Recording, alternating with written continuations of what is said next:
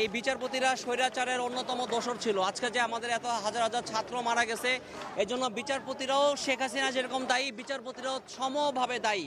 গণভবনে যে অবস্থা হয়েছে, যদি বিচারপতিরা পদত্যাগ না করে, তাদের সাথেও সেই একই অবস্থা করবে দেশের ছাত্র জনতা। আমরা সমুদ্রের উত্তাল ঢেউয়ের চেয়েও শক্তিশালী জনতা। বিচারপতিদের আদেশে আমার ভাইদেরকে হত্যা করা হয়েছে। আমরা তাদের সাথে এখনো ভদ্রভাবে আচরণ করতেছি। আপনারা পদত্যাগ করুন। আমরা আসলে মনে করি না প্রধান বিচারপতির পদত্যাগ ছাড়া অন্য কোনো গতি আছে। কজ তাদের অবস্থান থেকে আমরা তাদেরকে একটা আলটিমেটাম দিয়েছিলাম। এই আলটিমেটামের মধ্যে যদি তারা পদত্যাগ না করে, তাহলে সব দেশের সর্বস্তরের মানুষ, সাধারণ শিক্ষার্থী সব রাস্তায় নেমে আসবে এবং আমাদের কর্মসূচি অব্যাহত থাকবে। এই ক্ষেত্রে কোনো আপোষ না। আপনারা জানেন যে বিভিন্ন সময় আমাদের বিরুদ্ধে অন্যায় রায় দেওয়া হয়েছিল।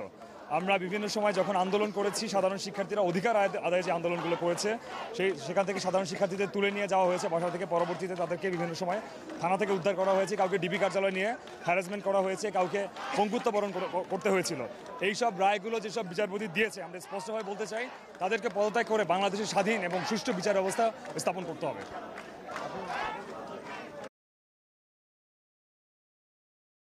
আজকে যে এই বিচারপতিরা স্বৈরাচারের অন্যতম দোসর ছিল। আজকে যে আমাদের এত হাজার হাজার ছাত্র মারা গেছে, এজন্য বিচারপতিরাও শেখ হাসিনা যেরকম দায়ী, বিচারপতিরাও সমভাবে দায়ী।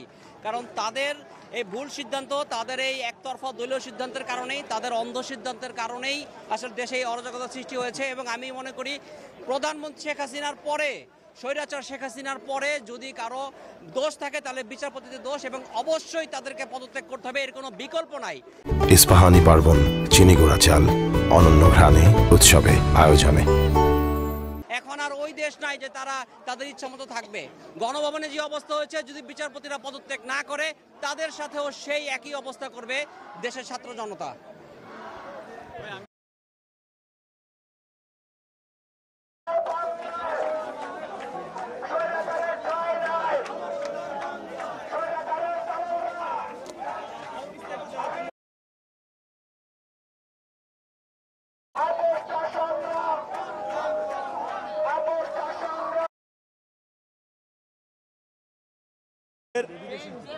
সবচেয়ে বড় সহিংস, সবচেয়ে বড় খুনি ফ্যাসিস্ট ছিল এই হাসিনা। সেই হাসিনা আমাদের ছাত্র সমাজের কাছে পরাজয় বরণ করেছে। এটার মধ্য দিয়ে আমরা প্রমাণ করেছি যে আমরা বৃহৎ শক্তি। বাংলাদেশের যে কোনো দোসরদের পরাজয় করতে আমরা পারবো, আমাদের সেই সক্ষমতা আছে। আমরা সমুদ্রের উত্তাল ঢেউয়ের চেয়েও শক্তিশালী জনতা। আমরা এখন চাচ্ছি রাষ্ট্রের সর্ব অঙ্গে যেথায় যেথায় এই হাসিনা সরকার পুরা অব্যবস্থাপনার মধ্য দিয়ে পুরা রাষ্ট্রীয় ব্যবস্থাপনাকে ধ্বংস করেছে, আমরা সেটার সংস্কার চাই। এই বিচার বিভাগের বিচারপতিদের আদেশে আমার ভাইদেরকে হত্যা করা হয়েছে। আমরা তাদের সাথে এখনো ভদ্রভাবে আচরণ করতেছি। আপনারা পদত্যাগ করুন। আপনারা খুনি।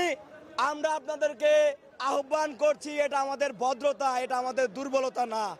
আমরা হুঁশিয়ারি উচ্চারণ করতে চাই, একটার মধ্যে যদি পদত্যাগ না করা হয়, আমরা আপনাদের মতো খুনের সিদ্ধান্ত নিব না। আমরা সহিংস না, তবে আমরা ঘাড় চেপে পদত্যাগ পত্রে সাইন করতে বাধ্য করতে পারবো। আমরা সেই কর্মসূচি দিতে পারবো, আমরা সেই সক্ষমতা রাখি।